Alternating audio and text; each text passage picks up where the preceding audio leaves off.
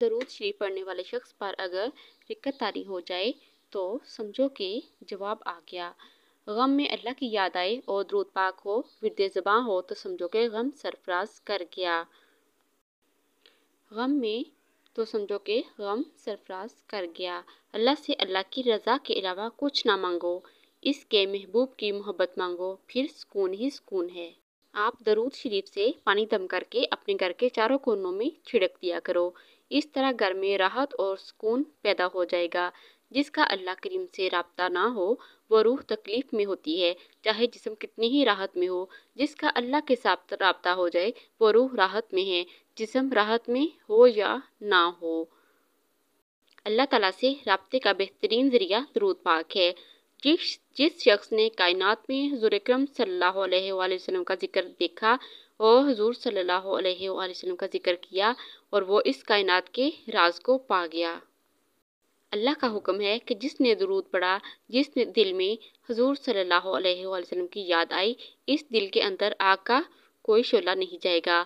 آپ لوگ غور کریں کہ اللہ تعالیٰ نے اتنی دنیا پیدا فرمائی ہے اور صرف ایک ذات صلی اللہ علیہ وآلہ وسلم پر درود بھیجنے کا حکم دیا ہے، تو اس سے پتہ چلتا ہے کہ اللہ کی رحمت کرب رسول میں ہے اور اس کے کرب سے محروم انسان کو اس کے اعمال کی عبرت کے حوالے کر دیا جاتا ہے۔ آپ صلی اللہ علیہ وآلہ وسلم کی یاد میں رہنا درود ہے۔ آپ کا وہ کام کرتے رہیں جو اللہ کو پسند ہے، اور وہ کام یہ ہے کہ حضور صلی اللہ علیہ وسلم پر بہت زیادہ درود شریف پڑھنے کی عادت اپنائیں اور حضور اکرم صلی اللہ علیہ وآلہ وسلم سے محبت کرتے رہیں۔ اس سے اللہ کی رحمت کو ویسے ہی جوش آ جاتا ہے۔ ڈر اس کو ہوتا ہے جو اپنے لیے جیتا ہو، جو کسی مقصد کے لیے زندہ ہو۔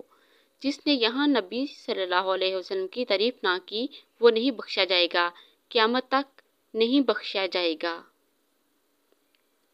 میرا ہونا اس کے فضل کی دلیل ہے، اس کا ہونا میرے یقین کا انجام ہے۔ اللہ سے آسرا مانگو اور اللہ سے محبوب کی محبت مانگو، گناہ خود بخود ہی ختم ہو جائے گا۔ آپ کے ساتھ اگر کسی انسان نے زیادتی کی ہے تو اس کے دو فیصلے ہوتے ہیں، یا تم اس کا فیصلہ کر لو یا اللہ کے حوالے کر دو۔ بادشاہ کا جرم جرموں کا بادشاہ ہوتا ہے۔ ڈپریشن آ جائے تو عبادات کرو، پھر بھی ڈپریشن آ جائے تو خیرات کرو، پھر بھی ڈپریشن آ جائے تو محبت کرو، اگر زیادہ ڈپریشن آ جائے تو معصوم بچوں کو خوش رکھنا شروع کر دو اور معصوم بچوں کے ساتھ اچھا رویہ رکھو۔ غصہ اس لیے آتا ہے کہ آپ اس انسان کی تربیت اپنے مزاج میں کرنا چاہتے ہیں، حالانکہ ہر انسان اپنا مزاج خود رکھتا ہے، اس لیے دوسروں پر رحم کریں۔ درود شریف ورد زباں ہو گیا تو سمجھو رحمت للعالمین صلی اللہ علیہ وآلہ وسلم کی رحمت کا سایہ نصیب ہو گیا۔ اب اگر آپ باادب ہوگے تو سمجھو فیض ملنا شروع ہو گیا۔ اللہ کی محبت کا فائنل راستہ جو ہے وہ درود شریف کا راستہ ہے۔ درود شریف خاموشی کا راستہ ہے۔ اس کا سفر جو ہے آنسوؤں کا سفر ہے اور اس کا سفر تہجد کا سفر ہے۔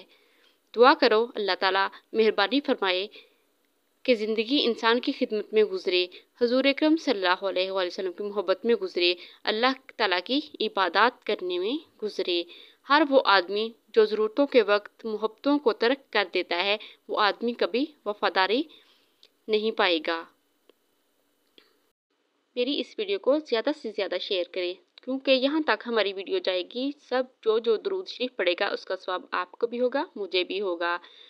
اور دعاؤں میں یاد رکھیے گا۔ اللہ حافظ۔